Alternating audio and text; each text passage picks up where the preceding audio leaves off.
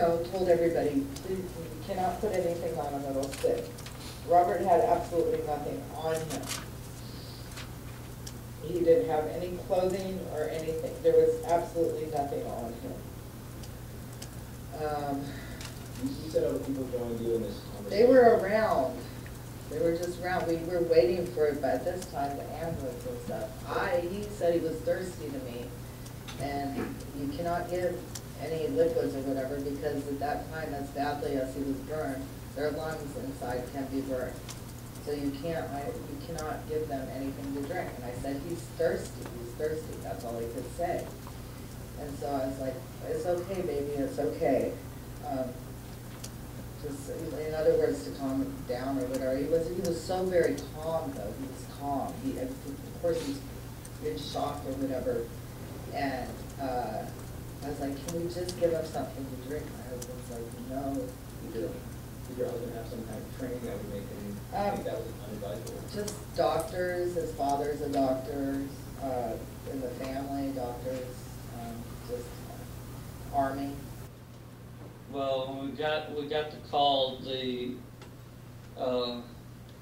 were dispatched, and when we were dispatched, they also told us that they were on the phone with Lifeline and dispatching Lifeline at the time we were dispatched, which was unusual, and we both kind of looked at each other, and then they told us it was a burn patient, and didn't have a whole lot of information other than that. And we knew that it must be something pretty bad, because that was unusual for them to dispatch a helicopter like that right off the bat. Usually they dispatch after we get there and request the helicopter, but they had already dispatched a helicopter.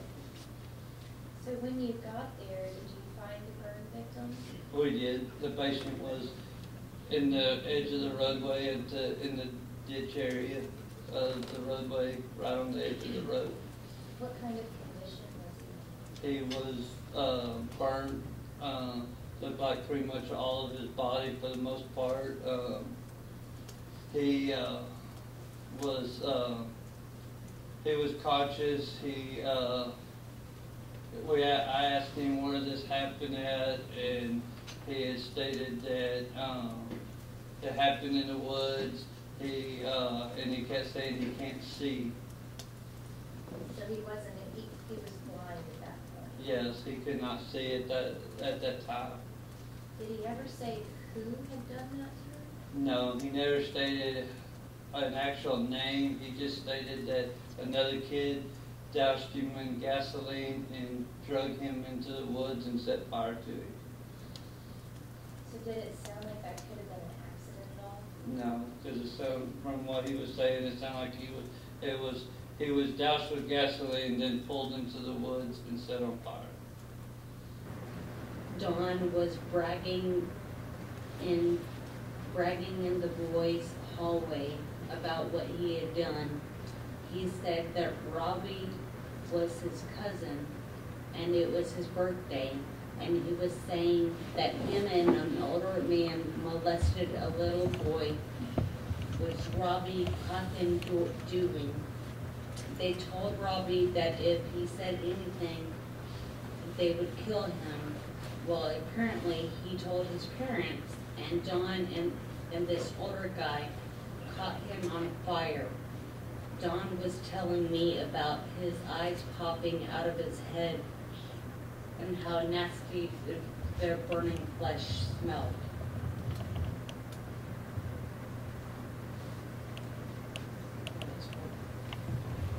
Robert told me that 2 weeks before he was burned, Don sexually molested, well, actually he said Don raped me.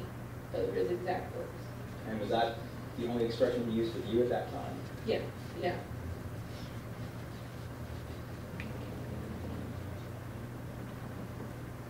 Did Robert ever indicate to you where that had happened? No, he never really told me where it happened, just that it did take place. Okay. Did he ever indicate why he never told you or his parents? He told me that it was embarrassing. He didn't want to talk about it.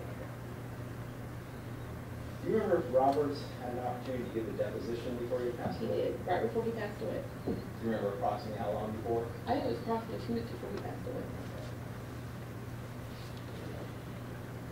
By the time of that deposition, was Robert already aware that he had a fatal cancer? He was. Judge may have approach the witness. You may. Ask you a question. On your 8th birthday, that would have been June 28th of 1998, did something happen? And it started not any normal day. I didn't understand. It started out as any normal day.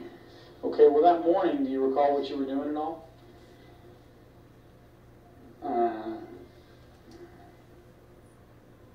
I was hanging around the house.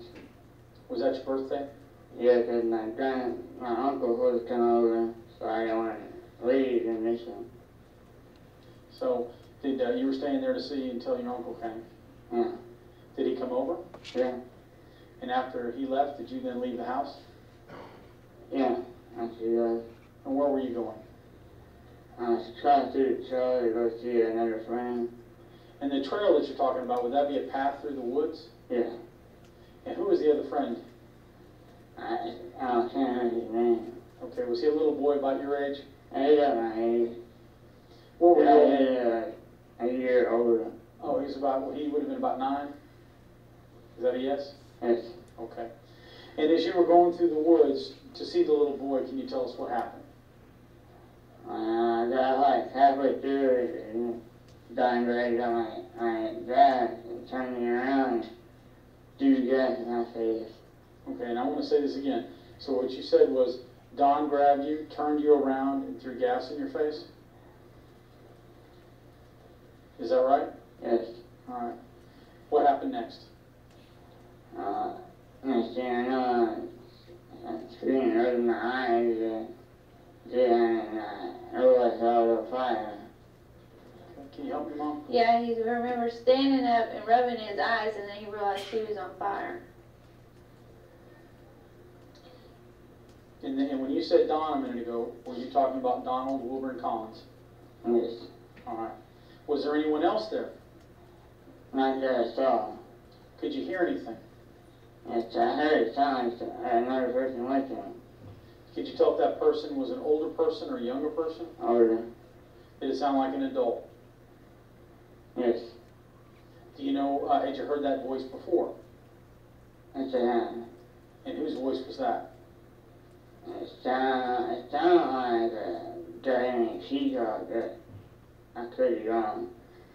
Said it sounded like a guy named Peacock, but it could be wrong. But he could Okay. be wrong. Okay. Did it just sound like an adult man to you?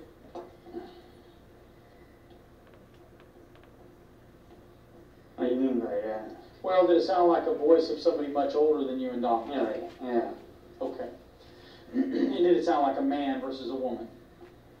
Another man. All right. Do you recall what they said? Too much going on at that point? Once you realized, strike that. Once you rubbed your eyes and you realized you were on fire, what did you then do? I tried to get out of the trail, trying to get back home. Were you running? I was running as fast as I could. I couldn't really see what I was running to. He was running as fast as he could, but he couldn't see where he was running to. Where did you, as you were running, do you remember having any specific thoughts? Not really. And as you were coming through, did you remember running through the woods? Yes? As you got to the, as you were running through the woods, what happened next?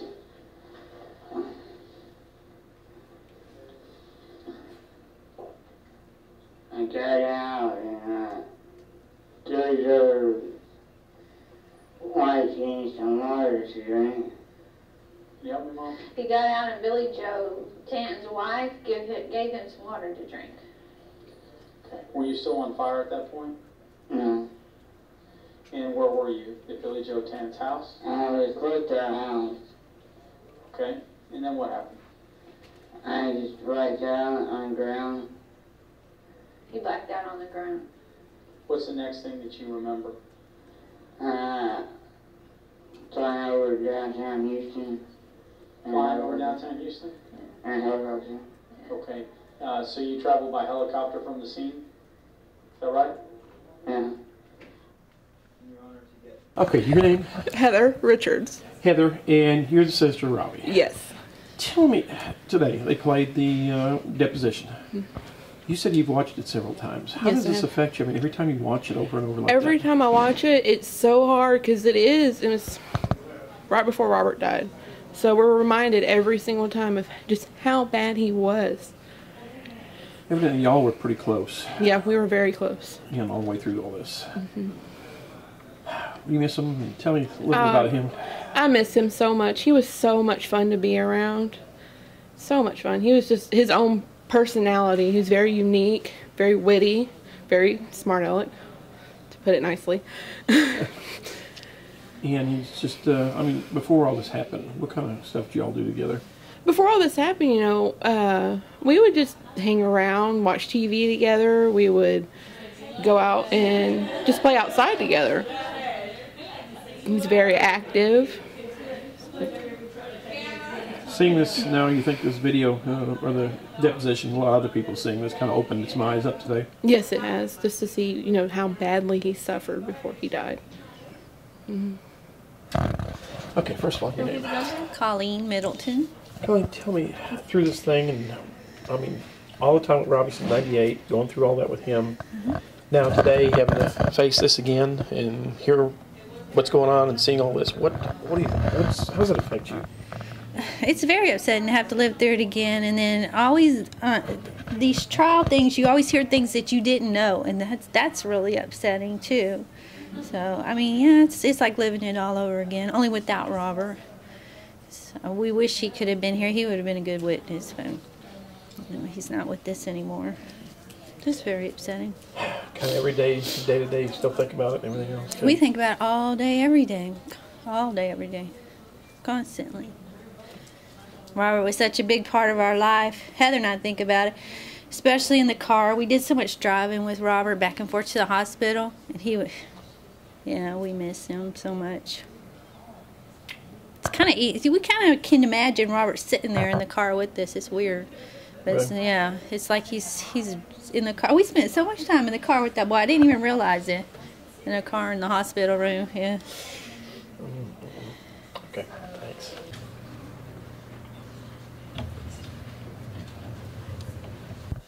Okay, first of all, Tay Bond.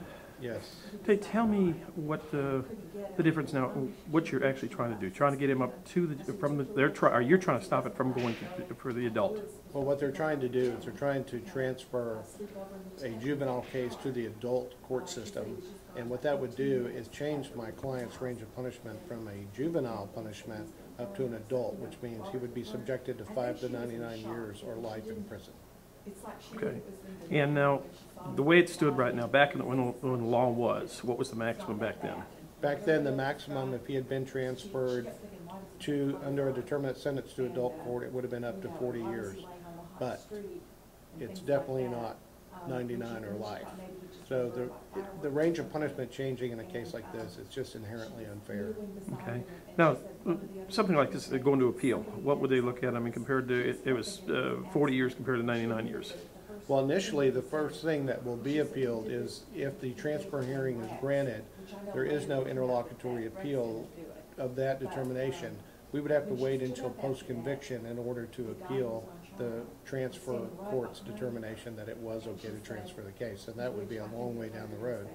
And then, in addition to that determination, everything would be under review by the appellate court. Which could take months or years almost on something like that. Well, there have been hundreds and hundreds of hours, if not thousands of hours, that have gone into reviewing the information that's been obtained in this case, and the appellate attorney would be in the position to go through everything again, so it would take a long time. Okay. All right. Lauren, on this case with Middleton, if it does come to, if she does transfer to the adult court or to district court. What happens then? Well, at the hearing today, and it's probably going to last all week, there are a couple of issues. The first one is, will he be certified to stand trial as an adult? Now, it's very rare for people to be certified as an adult in Montgomery County, but we at the District Attorney's Office are certainly hoping that this will be one of the first cases. It'll certainly be the first case that I've handled up here as a prosecutor. The other issue in the case is whether or not the prosecution of the defendant violates the ex post facto law. And the issue with that is that the assaultive conduct occurred prior to the law changing, allowing certification. But the county attorney's position and our position is that because the death occurred after the change in law, the ex post facto rule does not apply to this case, and that we can prosecute him for the homicide, the felony murder of the victim in this case. What are we looking at if he does come into this case, or if he does come into district court? What kind of time is he looking at? And time, and basically time-wise, something that this case is old as it is, and I mean as far back as you have the date on records and testimony and such. The case has obviously been going on since 1998. It's a very old case, but the Sheriff's Office has done some excellent continuing investigation in this case.